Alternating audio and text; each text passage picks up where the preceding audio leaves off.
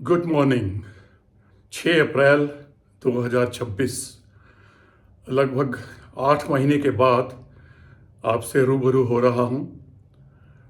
मजबूरी थी, मैंने अपनी मर्जी से बंद नहीं किया था। मेरे एम्प्लॉयर ने कंपेल किया मुझे बंद करने के लिए कि आपको परमिशन नहीं है सेकंड कोई भी काम करने की। तो बड़ा गैप बन गया। बड़ा संकोच करके शुरू कर रहा हूँ एक बार फिर से। आई होप कि आपको दिक्कत ऐसी नहीं आएगी। तो पहले बात करते हैं हम, चल क्या रहा है। चल बहुत बढ़िया रहा है उन लोगों के लिए जिनकी अभी नई नई एंट्री हुई है। बहुत बढ़िया चल रहा है उनके लिए। उनके लिए भी बढ़िया चल रहा है जिनके पास पैसे रखे हैं कैश में। उनके लिए भी बढ़िया चल रहा है और मुझे लगता है कि उन्होंने खरीदारी धीरे धीरे करके शुरू कर भी दी होगी। और आने वाला टाइम, स्पेशली अगर हम आज की बात करें, तो मुझे नहीं लगता कि आज कुछ ऐसा कोई भयानक खतरा है, क्योंकि अभी 24 घंटे और हैं अभी ट्रम्प साहब की डेडलाइन में। उस घड़ी के बाद जब वो फैसला लेंगे इधर या उधर, तब मार्केट जाएगा इधर या उधर। तो आज इतना ज़्यादा खतरा नहीं है, लेकिन बहुत ज़्यादा पॉजिटिव भी नहीं लग रहा है कि बहुत ज़्यादा पॉजिटिव हो के कई सौ पॉइंट निफ्टी बढ़ जाएगा। ऐसा भी नहीं है, और ऐसा भी नहीं है कि कई सौ पॉइंट निफ्टी गिर जाएगा। बाकी शेयर मार्केट है, कुछ भी हो सकता है, लेकिन बहुत ज़्यादा गिरावट की उम्मीद मुझे नहीं है। और इस हफ्ते में 2 चीज़ें हैं, वो भी थोड़ा बहुत मौका देंगी आपको। एक तो मिनट्स है हमारे रिजर्व बैंक की मॉनेटरी पॉलिसी की, इसमें नहीं लग रहा है कि कोई चेंज होने वाला है। सभी मेंटली प्रिपेयर हैं और ये फैक्टर इन है ऑलरेडी मार्केट में। नतीजे Q4 के शुरू हो रहे हैं इस हफ्ते से। पहला नतीजा आएगा 9 तारीख को TCS का। जी हाँ, सबसे बड़ी कंपनी IT की, और टाटा ग्रुप की भी सबसे बड़ी कंपनी, वहाँ से शुरुआत होगी। अब आने वाले टाइम में लड़ाई के साथ साथ, क्रूड के भाव के साथ साथ, डॉलर के भाव के साथ साथ, रुपए की कमजोरी और ताकत के साथ साथ, आने वाला समय Q4 पर भी निर्धारित होगा। यानी कि आने वाले टाइम में जो रिजल्ट आएंगे वो रिजल्ट भी निर्धारित करेंगे, और बार बार मुझे लगता है कि आपको मौका मिलेगा। तो जो लोग कमा चुके हैं, मालदार हो चुके हैं, वो तो हो ही चुके हैं। आपने सुरक्षित रखा होगा अपने उस पैसे को धीरे धीरे लगाने के लिए, एकदम टूट के ना पड़े। जैसे वो चील ऊपर से नीचे देख के अपने शिकार को आती है, झपट्टा मार के भाग जाती है, तो आपका हाल भी वही होना चाहिए मेरे विचार से। तो चील की तरह से निशाना बना के रखिए, यानी कि आपको जो लगते हैं स्टॉक सॉलिड हैं और ग्रोथ पोटेंशियल जिनमें है, फंडामेंटल्स जिनके स्ट्रोंग हैं, उन पे नज़र बना के रखिए, उनकी लिस्ट बना के रखिए।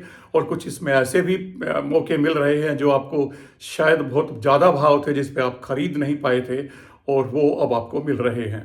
कितने नाम ऐसे हैं जो बहुत अच्छे दामों पर मिल रहे हैं, कोई एक नहीं है जिसको मैं गिनाना शुरू करूं। फाइनेंस में भी, NBFCs में, यानी कि बैंक्स में देखिए ना, HDFC कहाँ पहुंच गया है। उसके बाद जियो देखिए कहाँ पहुंच गया है। उसके बाद PI इंडस्ट्रीज़ देखिए कहाँ पहुंच गया है। TCS देखिए कहाँ पहुंच गया है।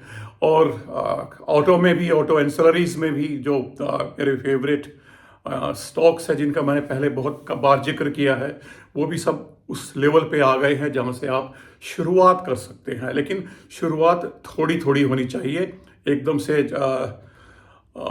ज़्यादा झपट्टा ना मारिए।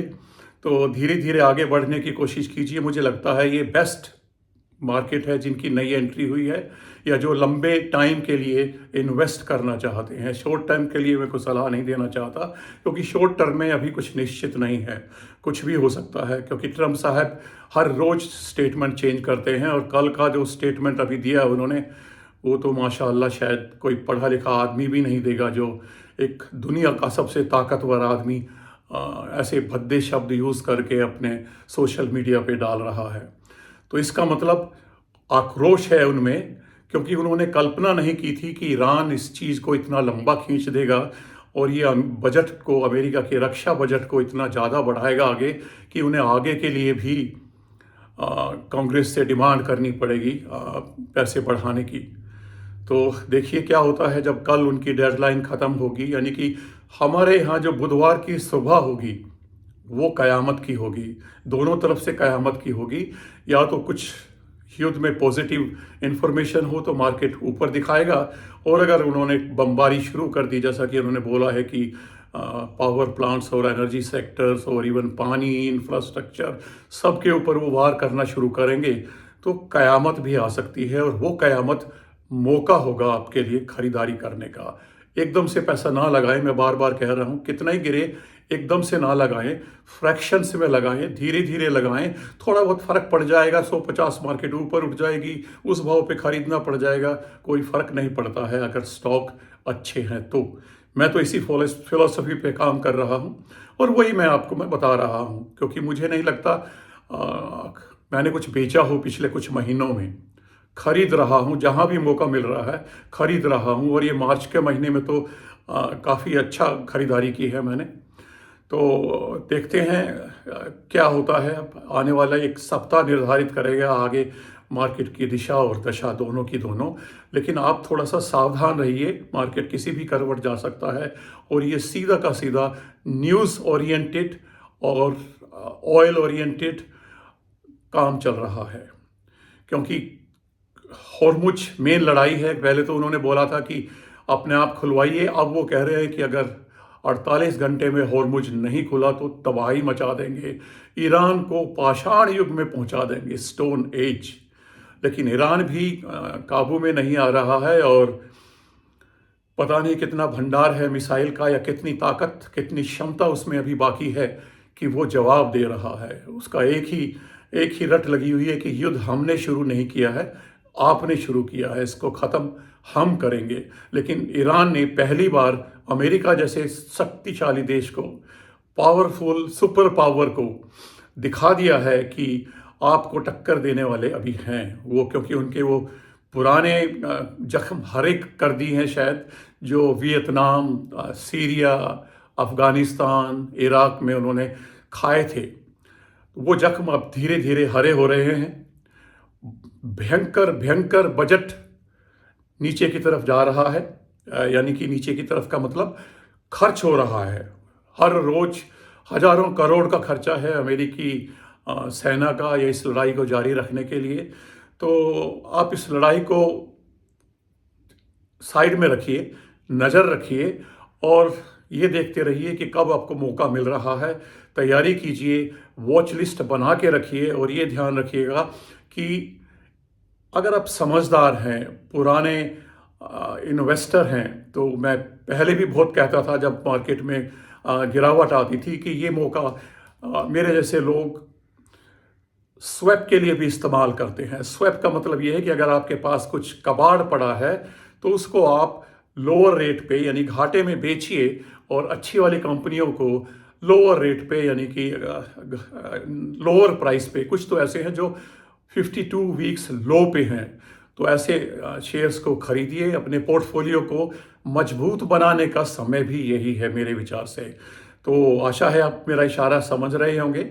अगर आपके पास ऐसा कोई कबाड़ पड़ा है तो उसको धीरे धीरे निकालिए, और अच्छे वालों को साथ साथ खरीदते रहिए, और पोर्टफोलियो को स्ट्रॉन्ग बनाते रहिए, ताकि आप लॉन्ग टर्म इन्वेस्टर हैं तो आने वाले समय में ये आपको प्रॉफिट दे सकें। और ये बात भी मैं अक्सर कहता रहा हूँ, लोगों के विपरीत। शायद आपने सुना होगा, पिछले बहुत सारे वीडियो में मैंने बोला है कि वो ज़माना चला गया राकेश झुनझुनवाला जी का, या और बड़े वारेन बफे जी का, कि जब 30-40 साल तक रख के पैसा बनता था। अब वो टाइम नहीं है। कुछ स्टॉक्स ऐसे हैं जिनको आप रख सकते हैं लंबे समय के लिए, लेकिन बाकी स्टॉक्स को आपको हर साल, इवन हर क्वार्टर देखना पड़ेगा, उनके रिजल्ट्स पे नज़र रखनी पड़ेगी, और उसके बाद आपको डिसाइड करना पड़ेगा कि प्रॉफिट बुक करके आगे बढ़ें या नीचे गिरने पे दोबारा खरीदें और प्रॉफिट को घर लाएं। यानी कि प्रॉफिट को घर लाना सबसे बड़ी ज़रूरत है। यानी कि पैसा वही है, प्रॉफिट वही है जो आपके बैंक में आ गया। हर बार मैं कहता था, जो लोग पुराने जुड़े हुए थे उनको सबको याद होगा कि हर बार मैं कहता था कि पैसा वही है जो आपके खाते में आ गया। उसको देख देख के खुश मत होइए, मैं भी देखता हूं तो कई बार पता लगता है कि वो 2 लाख 3 लाख का एक पोर्टफोलियो बढ़ गया, दूसरा घट गया, तो ये चलता रहता है।